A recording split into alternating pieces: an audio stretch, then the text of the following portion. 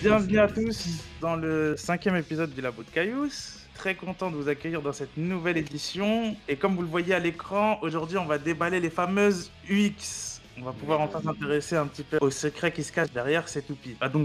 Comme je viens de l'annoncer, première partie sera l'unboxing de ces toupies-là. Et si vous avez fait attention à l'annonce, dans la deuxième partie, on travaillera sur L-Chain et Dagger. Il y aura toujours la troisième partie. On fera sûrement peut-être une petite partie entre deux, entre la partie 2 et la partie 3. J'avais très envie de tester les UX un petit peu à l'écran, partager avec vous. Donc on va essayer ça ensemble. Je pense qu'on peut commencer. Hein. C'est parti. Bon, on va commencer par Brandbuster. Hein. J'attendais vraiment de déballer cette petite, vraiment. Ah ouais, en plus, c'est vrai qu'il y a un lanceur et tout, c'est pour ça le packaging, il est assez cool. Ouais. Je commence par les lanceurs, allez, c'est parti. Et en plus, les lanceurs, c'est ceux qui sont apparus dans le nouvel épisode, non, si je dis pas de bêtises. Du coup, changement de couleur hein, au niveau de la crémaillère, je crois que c'est les premières crémaillères bleues qu'on a. Et là, c'est le lanceur du coup de la Buster, avec juste cette partie-là qui change un petit peu, du coup, en bleu. On va commencer par les choses un peu plus sérieuses. Wow. Du coup, là, on va commencer par Axel. Regardez-moi la taille de... Ouais, c'est... Elle est mastoc, hein. Ah oui, il est Il est vraiment massif pour de vrai. Le tout nouveau 1,60. Oh, ça c'est chouette. Ouais. très beau aussi. J'aime beaucoup la couleur, ouais. Bien clear à Moi, travers. j'aime surtout la forme. Ça semble un œuf un peu. Et du coup, regardez-moi cette beauté. Oh là là. Oh là là là là. Est-ce qu'elle est petite IRL? Bah, ok. en vrai, ça va, hein. Elle est pas si petite que ça. Hein. Non, ça va. Ça reste une taille correcte en vrai. Ouais, Je ferai une comparaison après tout à l'heure quand on les testera du coup. Elle pèse, attention, hein, ça a du poids. Hein. Ouais. Petite question. Est-ce que tu sens que le poids il penche plus d'un côté ou est-ce que tu sens quand même qu'il y a une petite égalisation au niveau de ta répartition? Ouais, c'est vrai que t'as raison. Ouais. Il y a une petite, il y a plus de poids forcément vers la partie Ouais. plus en pointe. Ouais, toutes les parties en métallique, en plastique de la blade qui est totalement protégée par le métal. Et ça, c'est pas tous les blades qui ont ce genre de spécificité. Bah, regardez Ah ouais. l'épaisseur Ouais, de ouais. ici par rapport à au-dessus. Moi j'ai une petite question technique là. Est-ce que tu peux changer, genre, tu vois le point de contact, tu peux l'aligner avec la grosse lame principale, mais est-ce que Ouais. tu peux le mettre de l'autre côté? Ouais. Ça permet de réguler, je pense, au niveau Un petit peu. du pro de déséquilibre. Voilà. Le gros ratchet. Voilà. Ah, il est massif. Elle est bleue. Non mais quand même, faut le voir à la caméra, le ratchet, il est vraiment... Enfin, le bit est vraiment très très gros par rapport à la toupie, par rapport aux autres. C'est... c'est totalement inhabituel. Bah, de toute façon, vu son poids, regardez, elle tient pas.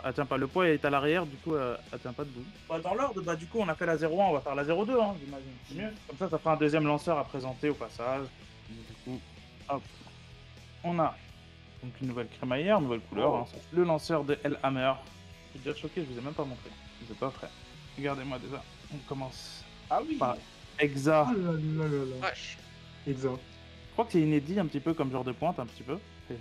Moi il me fait penser un peu à Edge. Et j'ai l'impression que le nombre de dents est presque similaire à celui de Axel. Faudra vérifier. Mais ça a l'air bien un mastoc aussi. Hein. Ensuite, ça introduit un tout nouveau ratchet. Du coup, on a 3,70. Par contre, la couleur, moi j'adore. La couleur est vraiment très très stylée. On va enfin pouvoir un peu mélanger plutôt deux styles entre tout ce qui est un petit peu toupie vraiment très très basse, tout ce que tout le monde joue en général. C'est nul de toujours jouer 60.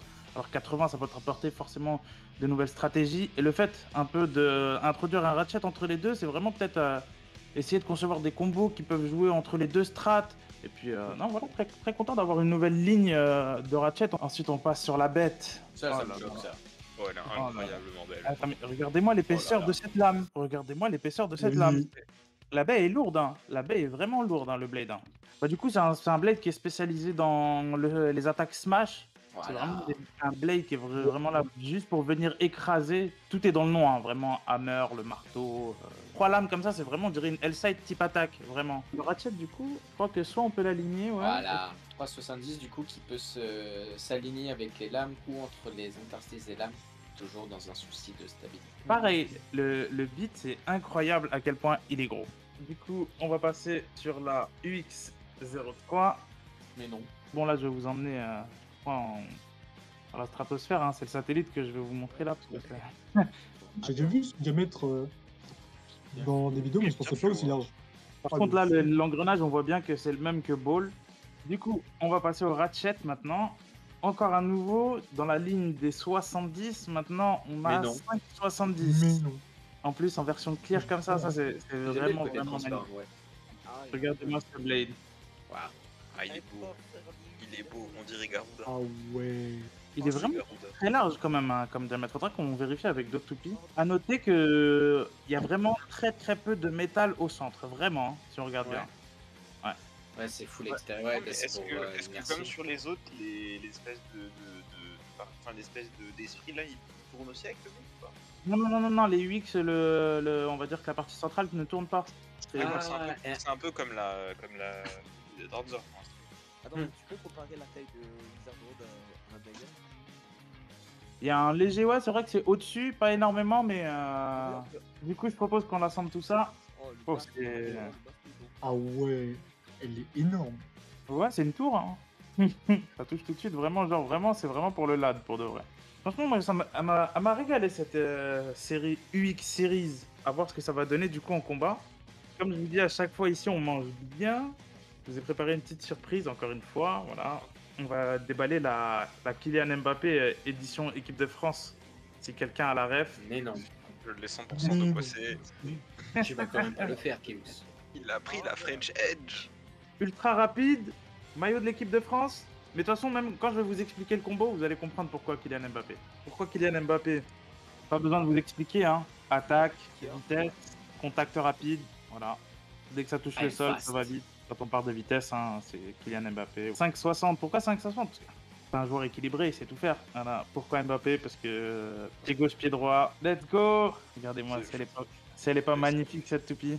Bon, j'espère qu'en tout cas la première partie vous a plu, en tout cas entre les déballages et les petites surprises. Et du coup, je vous propose tout de suite de switcher sur la deuxième partie.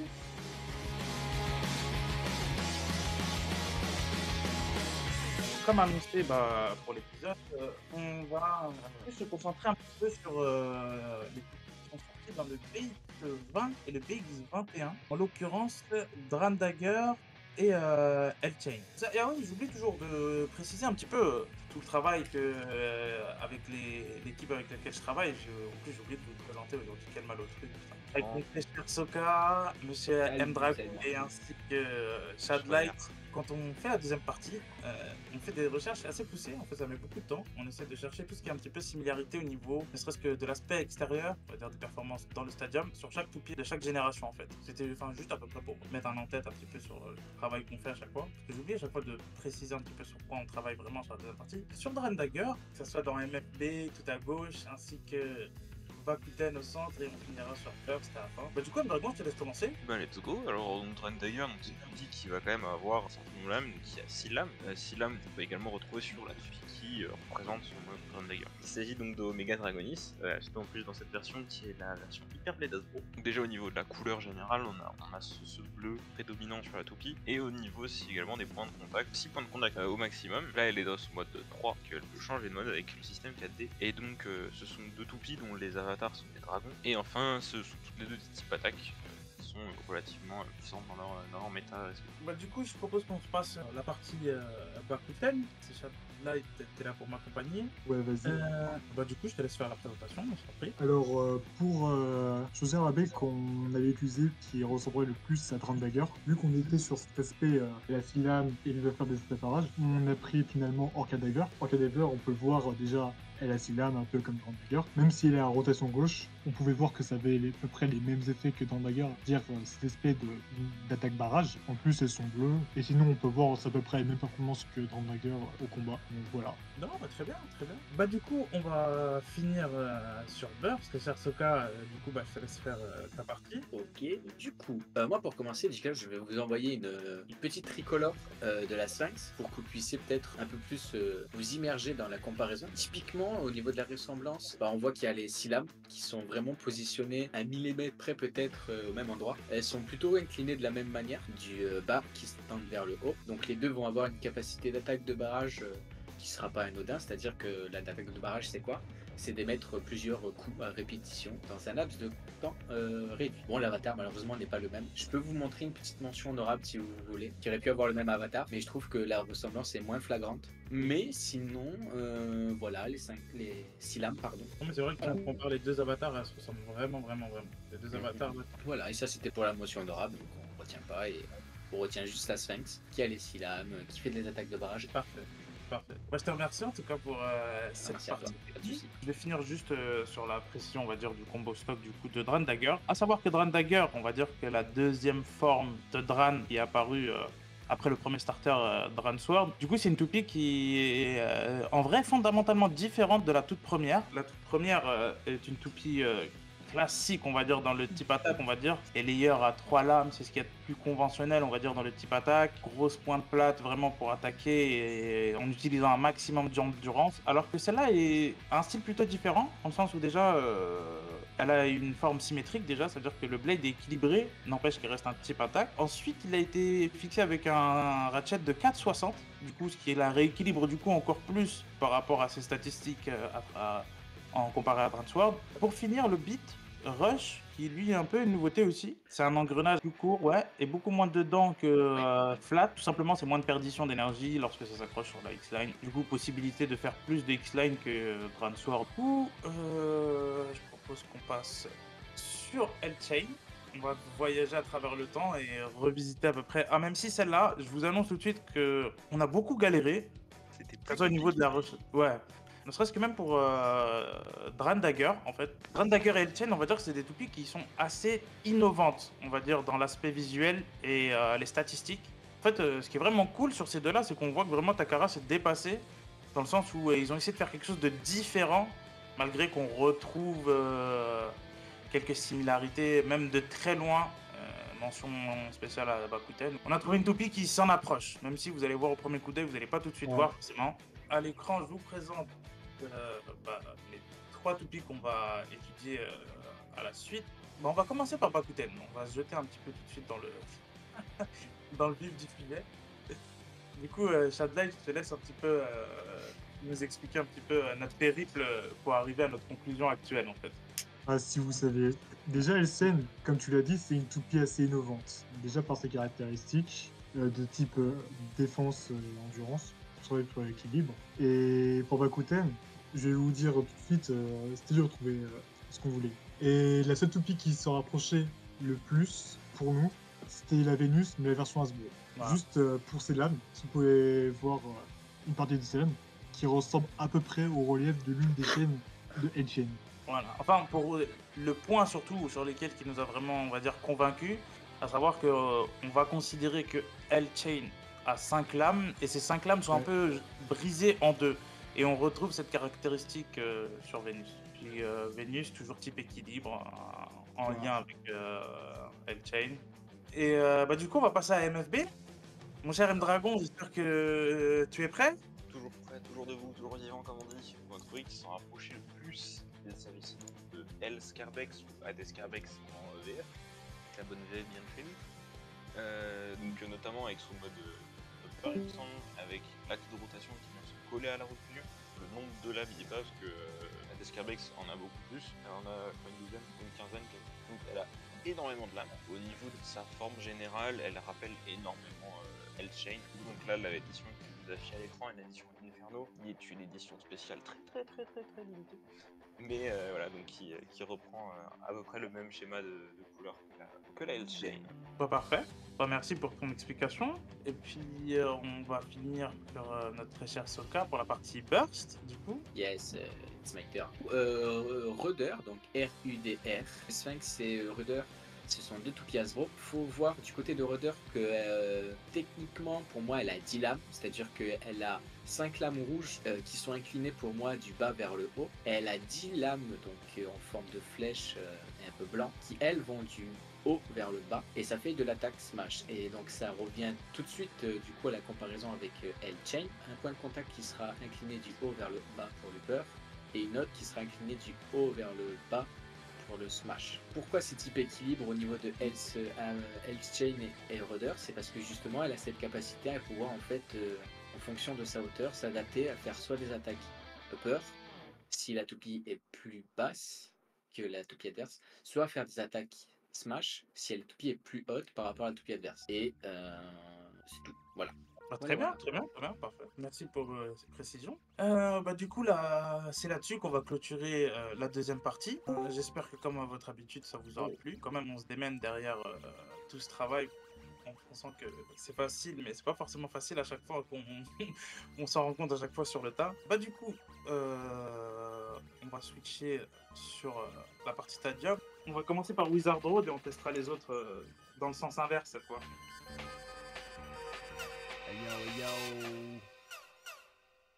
Off the chains, cruising through side now, bro. Off the chains, sensation, choco, suck. Off the chains, my what's with Junior. Off the chains, off the chains, off the chains, cruising through side now, bro. Off the chains, sensation, choco, suck. Off the chains, my what's with Junior. Off the chains, off the chains. Hey yo, coming inside, it's Modori nice outside. Justify it just on additional edition, what's so.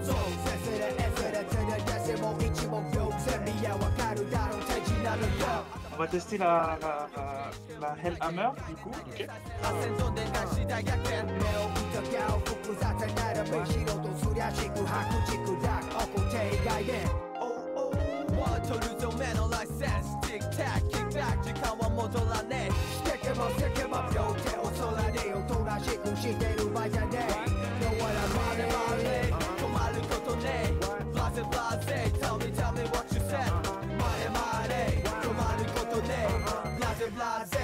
Tell me what you said. Off the chains, cruising through side now. Qu'est-ce qu'on va jouer contre Dreambuster?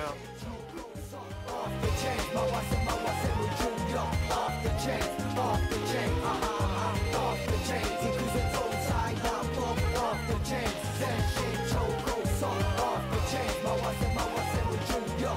Off the chains, off the chains, off the chains. Come on, come on, come on, let's go. Hey yo, come on, come on, come on, come on, let's go. To the central and transcontinental, back to the fundamental roots. Kisoga ichiban no hearts, hachimaru shi no player dance kashita genjitsu, mayoi konda data basics. Hokina cosmic, so shaking sentiment for Yoshi Denaro. For the combination Y, too hard to swallow. Okosama wa maneshi nai yoni. Concept system for the kado you follow. Ça c'est le combo de DLR où Viper J'aime bien, Tail, premier degré, j'aime beaucoup. Ça fait de l'attaque de barrage. 960, Rush. Et de notre côté, nous, on a L'attaque de barrage. Brand Dagger, point 60, Gear Flat. 3, 2, 1.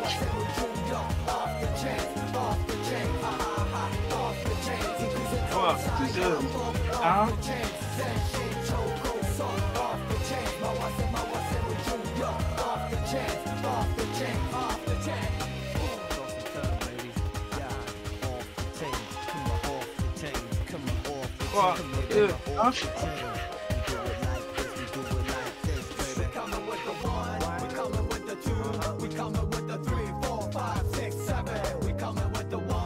Trois, deux, un. Trois, deux, un. Like this.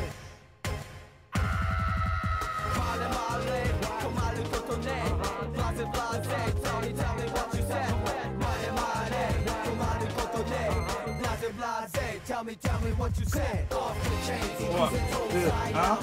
off the chains, Et Non. contact. Ouais. Ski. Bah c'est fini. Et puis, oh non. Pas comme ça, après tout ce que tu as fait.